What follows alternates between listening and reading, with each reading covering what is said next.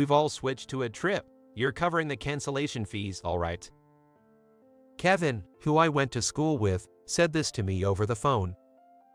Listening to those words, I couldn't help but think to myself, I knew it. Kevin has always been like this. He's held a grudge against me and has been a nuisance in various ways.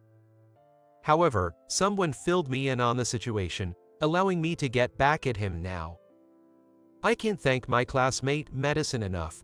He went out of his way to visit the store. So, I immediately dropped a bombshell. There's no booking. What? Moments later, surprised voices came from the other side of the phone. They didn't realize at that moment the impact of their last-minute cancellation and what was to come for them. And then, what sort of fate awaits them after they storm into the store. My name is Mike. I'm an ordinary 40-year-old man working at a food company. I grew up healthy in the countryside, surrounded by nature. My life has always been steady. People say a life has its ups and downs, but that never applied to me. Because I was decent at studies and could handle sports as well as anyone. So, without experiencing major setbacks, I've led a straightforward life. Living such a life often brings envy from those around you. Mike, you're good at handling everything so smoothly. It's nice to be so versatile. You can do pretty well without even trying. However, to me, this reality wasn't so gratifying. I thought those who strive towards a goal, learn from failures, and grow, seemed more radiant. I wondered if my life would continue to be bland, but then I realized I was just a frog in a well. This realization came when I helped an elderly neighbor. He's a livestock farmer, raising cows and crops, but often short on hands. So, locals and idle youths regularly help out. Mike, thanks for your help. Here, take this. It's our meat as a token of appreciation. One day, after helping out, I was given a heavy package of meat as a form of payment. Since I was neither fond nor averse to it, I asked my parents, who run a BBQ restaurant, to cook it. It turned out to be delicious. That moment added color to my life. My hometown is full of delicious specialties, especially the meat. Growing up, I wanted to make this delicious meat available to more people. Now, as an adult in New York, I continue to work in a food company, studying ways to promote local specialties. It's late morning now, and it's almost 12 o'clock. Working in the accounting department, I got up from my seat to use the restroom. While doing some mental calculations, I headed to the restroom and noticed employees from another department chatting in the hallway. They seemed to be discussing a problem, looking quite serious. It seems we're short on meat for the menu at the upcoming party. Oh, the annual founding anniversary party? Our company prides itself on food, so we'd want to serve quality dishes.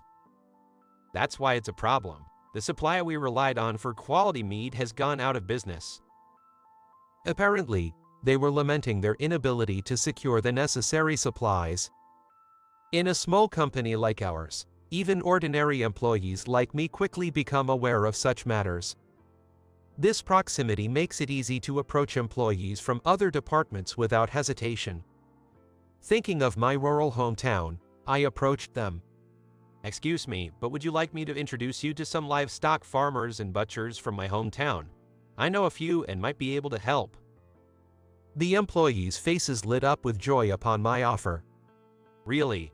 That would be a huge help. It's been tough finding a new source. They seemed more troubled than I had imagined and expressed their gratitude. Even for a small company party, the founding anniversary is significant for the company's reputation. They wanted to be well prepared. Seeing their brightened expressions made me happy too. Then I'll quickly give you my contact information now. Do you have something to write it down with?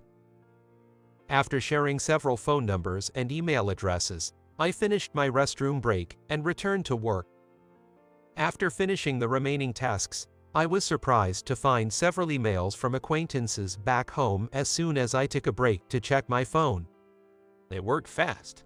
They've already reached out so much. Muttering to myself as I looked through, I found one from a familiar shop. They reached out to that butcher too. I gave them the contact to be fair, but I hope it doesn't cause any trouble. The sender of the intriguing email turned out to be Kevin, a male classmate from my school days. I have known him since middle and high school, and he has quite a troublesome personality. For some reason, he saw me as an adversary and often caused trouble. Since he was a coward, his harassment never went too far, and I didn't mind much, but others might not feel the same. The thought of our company getting on his bad side worried me. I hoped Kevin, infamous as a troublemaker in our hometown, wouldn't cause any issues for the company. After a few days, the long-planned founding anniversary party took place. Unlike big corporations, we booked a modest hotel in my hometown. It's a small place, but it seems to have a decent reputation. At the event, many enjoyed dishes made by our company. As President Anderson always insisted, nearly all employees attended unless they had special circumstances. The founding anniversary party represents our company, so I hope everyone can join.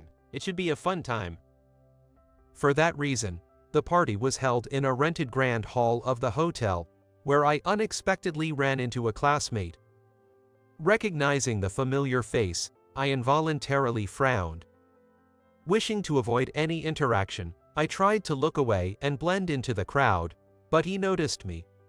Watch, you work here? What a coincidence. Ignoring someone when they speak to you isn't an option. Reluctantly, I dealt with Kevin's matter. Yeah, I'm in accounting. You always look so gloomy. Accounting suits your dreary personality. His remark was not only insulting to me but also to my colleagues, making me bristle.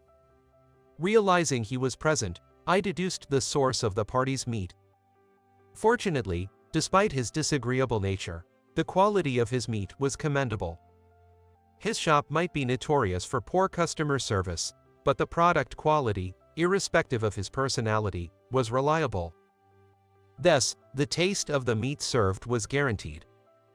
As I looked at his hand, I saw a large plate piled high with food. It seems he had taken a bit of everything from the nearby tables. Your company's food is pretty decent for its size.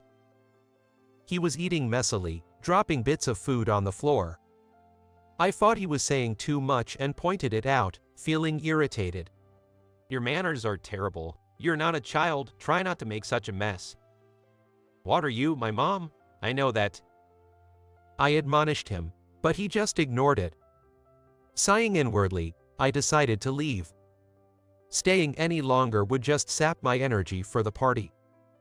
But he continued to hit on female employees and make unreasonable demands on those replenishing the food. I couldn't overlook it anymore and decided to kick him out. Hey, stop causing trouble for others. You need to leave the venue. What? What are you talking about? Hey, don't pull me. I grabbed his arm and led him out of the venue. Forcibly taken outside, he glared at me resentfully, but I couldn't back down on this. You did us a favor by agreeing to the deal on short notice, but you're essentially an outsider. There won't be another deal, right? That may be, but what's the harm? Nobody from your company complained. Kevin, pouting, seemed oblivious to the discomfort he caused others. People are just too polite to say anything because of the favor you did. Just don't cause any more trouble, all right? Go home for today. He looked clearly displeased, but I couldn't compromise on this. As I was about to say more, he seemed to remember something. Oh, right. I had something to tell you about the reunion. Hearing those words reminded me to review my schedule mentally. There's always been a reunion around this time every year.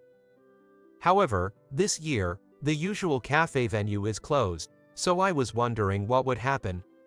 Right? The cafe owner's back pain put him out of commission, didn't it?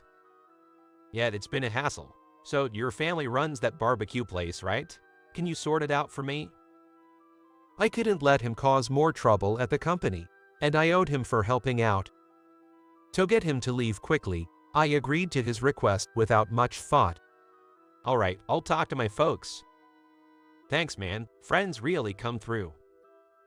His mood brightened instantly, and he started to walk home. His stride was so light, it was hard to believe he had been looking displeased just a moment ago. Relieved that one problem was solved, I let out a sigh. At that time, I had no idea that the conversation would lead to new problems later on. One morning, a few weeks later, on the day he booked the reunion, I drove back to my rural hometown. Since it's just after sunrise, it's quite early to be going out, but I'm heading to the barbecue restaurant. Not to speak ill, but our restaurant isn't doing too well. It's managed more for neighborhood relations and as a hobby than for profit. So, a large booking is rare, and they'd need my help. That's why I left the city in the middle of the night and drove for hours to get there. Upon arrival, as expected, my parents were busy. Mom, Dad, I'm here to help. Thanks, dear. There's an apron over there. It changed. Despite being in their 60s and not seeing their son often, they responded nonchalantly. They've always been like that, so I didn't take it personally and quickly got to work in the kitchen. After putting on the apron, I silently set to work. I knew it was going to be tough, but preparing meat for 30 classmates really was a challenge. While a barbecue restaurant might seem easy, there's surprisingly a lot to do. You have to plate the meat, prepare sauces, and manage the tools with care, paying attention to hygiene and safety. As I hurried to get everything done in time, before I knew it, it was time for the reunion. You can leave the rest to us, go join the guests. Having been told so by my mother, I changed out of my apron. Then, I moved to the front of the restaurant to wait for my classmates, but no matter how long I waited, none showed up. Feeling a bad premonition, I decided to contact Kevin on my phone. But for some reason, I couldn't get through to him today at all. As I was pondering this, a woman came to the restaurant. It was Madison, one of my classmates. It's been a while, hasn't it, Mike? Yeah, long time. You didn't come last year, right? She was my classmate in both middle and high school. I heard she works for an international travel agency. Since she couldn't attend last year's reunion due to work, it must have been 2 years since we last met. Is work okay? Yes, I just finished a big project. I came to the States with some colleagues. That's good to hear. I don't have many memories with her. The only thing that comes to mind immediately is working together on the student council. I remember her as someone with a strong sense of justice, always ready to report any suspicious activity or people to the teachers. For some reason, she looked pale. Worried that she might be unwell, I asked in concern. Madison, what's wrong? You didn't have to come if you weren't feeling well. I'm fine, but did you get the email? Kevin and the others are headed to the hotel. What? Her unexpected words made me voice my surprise foolishly. They're going to the hotel. The reunion is being held there, according to the email. What are you saying? Hearing the shocking news from her, I was confused. When I went back inside to tell my parents, they were both distressed. With a sense of foreboding, I opened my mouth to speak. Did they cancel on us? You guessed right. We just got that call. Even if they cancel, we've already prepared everything, so it's a problem. Hearing their response, I was also at a loss. I couldn't believe he would do something so thoughtless. What should we do with the barbecue sets prepared for 30 people?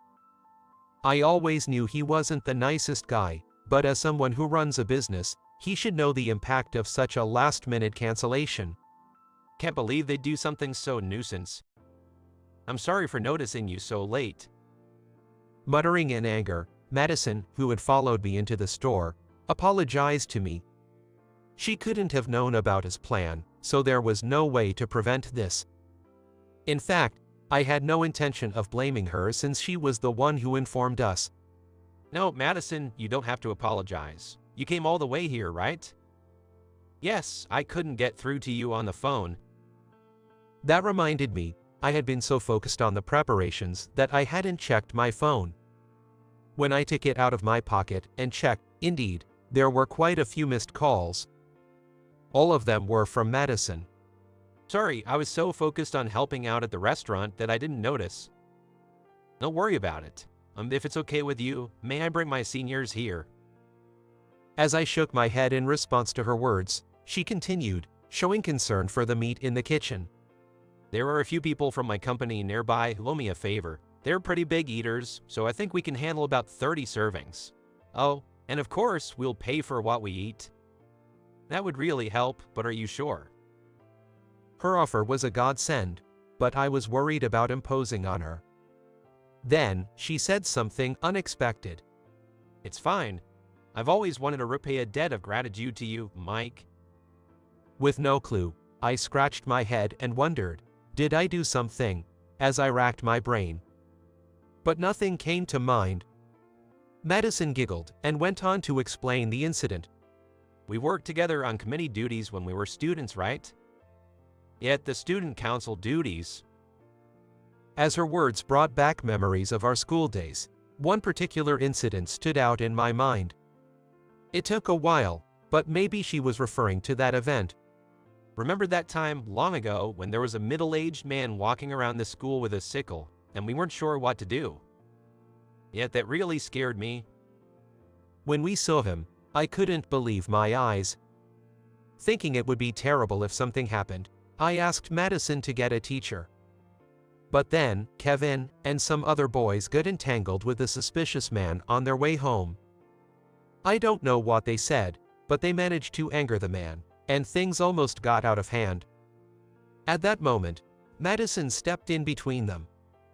I've never felt so cold with fear as I did then. But I was really relieved when you stopped the man who was about to swing his sickle right in front of me. It was extremely difficult to calm them down until the teachers and police arrived. Thankfully, it turned out the man was just on his way to do some farming. It's chilling to think what could have happened if he had been a bad person. I've always wanted to repay you for that time, so this is a good opportunity. Seeing her conclude her story with a smile made me feel a bit bashful. I remembered she was a woman who valued favors and personal connections. If that's the case, I might just take you up on your offer, I said, turning my eyes away in embarrassment, and then got some phone numbers from Madison. Of course, it was to call her seniors. My dad, mom, and I then split up to call and explain the situation, securing the bookings. This managed to avert any loss, but what about them? It seems that while we were busy, Madison had made a call to the hotel. She then shared the details with me. It turns out the hotel had not accepted their reservation. She seemed pleased as she elaborated on the matter.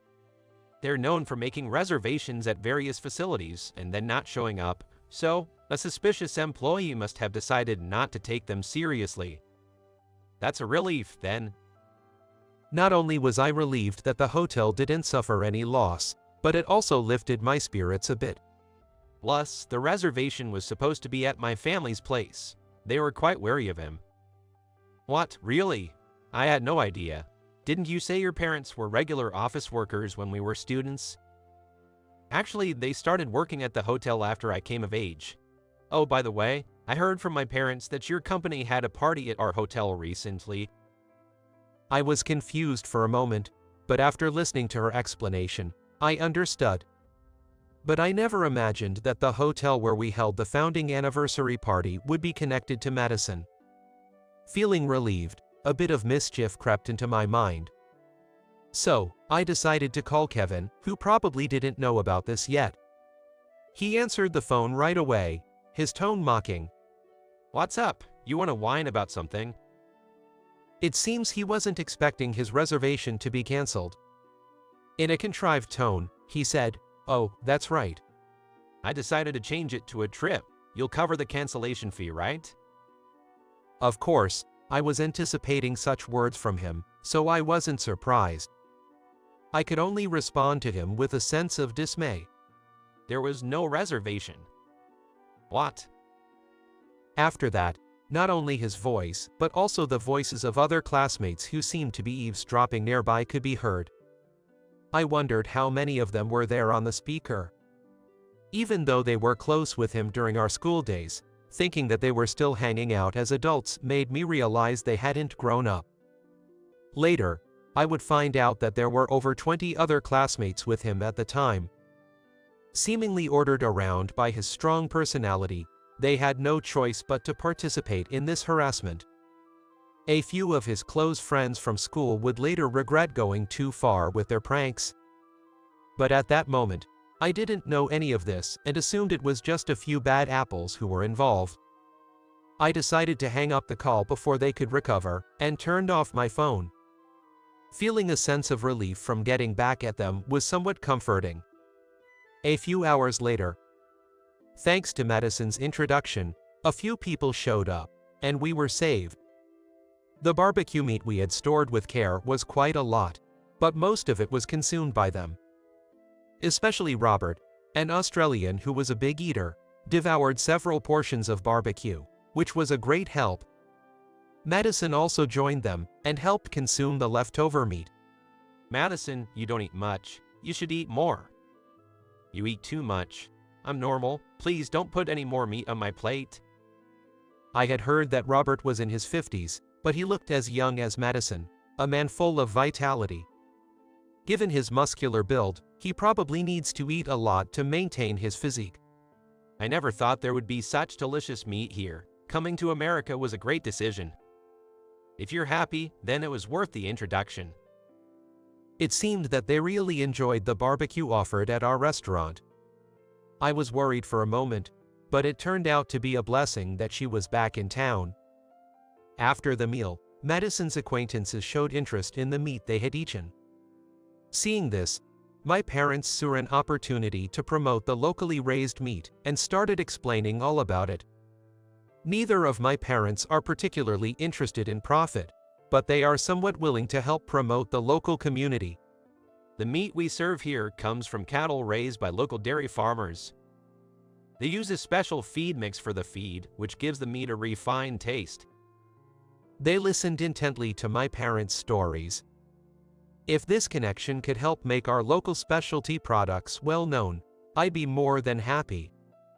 While working in the city, I've been learning various marketing strategies to promote specialty products, but nothing quite clicked until this encounter. As I was watching this scene unfold, Kevin showed up at the restaurant. It seemed the other classmates had left, perhaps they had gone home. His face red with anger, he stormed in. Mike, you set us up. We were turned away when we went to the hotel. What's going on? He stopped mid-sentence when he noticed Madison inside the restaurant. Did you know from the beginning? Knew my reservation would be messed up and kept quiet. It's unclear how he found out, but he seemed to understand that she was the daughter of the hotel owner. Her presence in my restaurant seemed to have constructed some conspiracy theory in his mind. So you've shown your true colors. You've always looked down on those less smart than you, right? You've always got good grades in tests, thinking everyone else was an idiot. That's irrelevant. What are you talking about? I was always compared to you by teachers and parents, sick of being told to study like you. Unable to engage with his rant any longer, I turned my back to him. However, he moved around to face me. You've always had that smug look on your face, and I've never liked it. Saying that, he picked up a small bottle from a nearby table. It was a bottle of barbecue sauce. As I recoiled, thinking he couldn't possibly, he threw it at me. However, before it could hit me, Robert stepped in and caught the bottle. Standing in front of me, he spoke to Kevin in a low voice. You've been making a lot of noise for a while now, but it's really unbecoming for a grown man to behave like this. What did you say? Basically, you're just jealous of others, right? It's not cool to belittle people just because they have something you don't. Upon hearing those words, Kevin's forehead veins bulged as he glared at Robert but quickly averted his gaze. Perhaps he was intimidated by Robert's imposing figure. As Robert stepped forward, he recoiled. Just wait and see. I'll get the other guys to leave a bad review for this place." He spat out the words with frustration and quickly left the scene. In a prime city location, such threats might be concerning, but this is a countryside barbecue place. We're mostly frequented by locals, so a few bad reviews aren't scary. His efforts were in vain. I sighed and apologized to Robert. "Robert, I'm sorry for airing our dirty laundry. Don't worry about it. You treated me to delicious barbecue, so I owe you one. The quality is really good. But if you want to keep it as a local spot, I'll refrain from spreading the word too much." He laughed and sought agreement from the others who were also in the shop.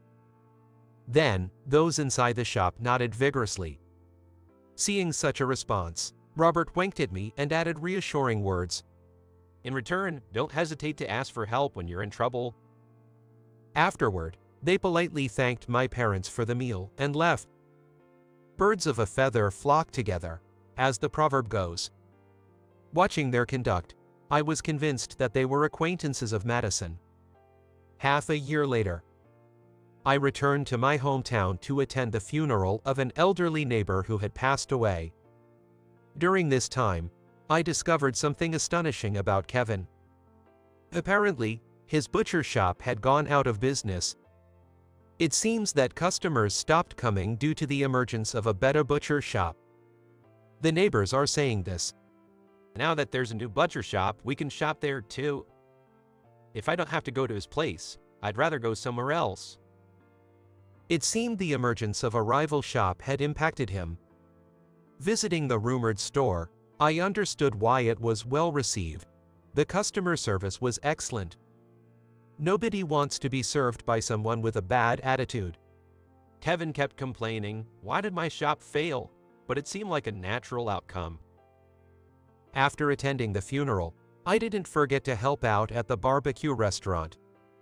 However, contrary to expectations, I was also surprised to find it thriving. "Excuse me for asking, but why did you choose our place?"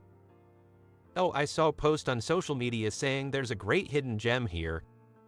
People were also talking about the local handicrafts and stuff, so I wanted to check it out." It seemed someone had been promoting the area. At the time, I didn't know who was behind it, but I later found out from an email exchange with Madison. "It's been a while. Can I share something I heard?" The email started with this and went on to describe the aftermath of the reservation fiasco. "It seems the other classmates thought what Kevin did was wrong too. So when I asked them not to be part of something bad, they understood. To make amends, they promoted various things on social media." In other words, it seems she managed to persuade our classmates after that last-minute cancellation fiasco. Despite my immediate return to the city due to work, she seriously took action to resolve the issue. The scene before me was also thanks to Madison's efforts. Even if Kevin had left a bad review, it wouldn't have mattered much, but her kindness was truly appreciated. Upon receiving her email, I made sure to send a grateful reply. "Thanks, Madison, you really helped us out. The local area is thriving too. I'd like to properly thank you sometime, so could you keep your schedule open for me?" After that, we began to exchange emails more frequently. Talking to her, I discovered we shared the same hobbies and liked the same actors and movies. Since we hadn't interacted much during our school days, I hadn't expected we'd have much to talk about in our private lives. However, everyone has aspects that aren't visible from the outside. I never imagined I'd find common ground with her on various topics. Several months later, while smoothly handling my job, I received a certain piece of news from Madison, with whom I'd been exchanging emails as a friend. It was about Kevin. "He seems to have struggled to find a new job, and perhaps because of that, he ended up getting involved in a crime, becoming the talk of the town." Finding himself at a dead end, he acted out of desperation and seemingly got involved in some shady dealings. As a result, he ended up being taken care of by the police. Given his past actions, the backlash he faced from many was perhaps inevitable. Unlike Madison, who had her unexpected sides, he appeared to be quite straightforward. And then, a year passed since the cancellation fiasco. A reunion was organized again, and I found myself visiting the hotel owned by Madison's family. There, I received sincere apologies from the classmates about the previous cancellation incident. I'm sorry about last time. Kevin was so insistent, and we couldn't refuse, so we ended up participating in that unpleasantness. I really regret it. It was such a foolish thing to do. They seemed genuinely remorseful, so I let them know I wasn't holding a grudge. After all, if he hadn't instigated it, they probably wouldn't have participated in the first place. This year's reunion, held at the hotel managed by Madison's parents, started amidst such circumstances. All of us, including Madison, gathered and spent a pleasant time reminiscing about various old times. It seems our hometown is getting quite a bit of attention lately. I saw it on TV the other day. Yet it seems the local area is gradually becoming more vibrant, and more young people are moving here. Having thought about ways to revitalize our hometown for a long time, I couldn't be happier with these developments. I hadn't expected that seeing unfamiliar faces in my hometown, to which I had returned after a long while, would bring me such joy. The key is to ensure this buzz isn't just a temporary surge. With that in mind, I'm getting psyched to find what I can do. Yet, there was also a hint of uncertainty. I've learned a lot in the city, but maybe it's not going so well because I'm on my own. Maybe I should have sought others' help. Was everything I did up to now in vain? Spilling these farts, Madison offered her encouragement. That's not true at all. There's still much to be done. If you think you can't do it alone, I'll help you, and so will Robert. I pictured Robert, who had started calling occasionally since the reservation incident.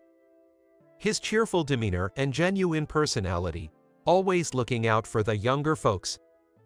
I think he might be able to help if I consult with him.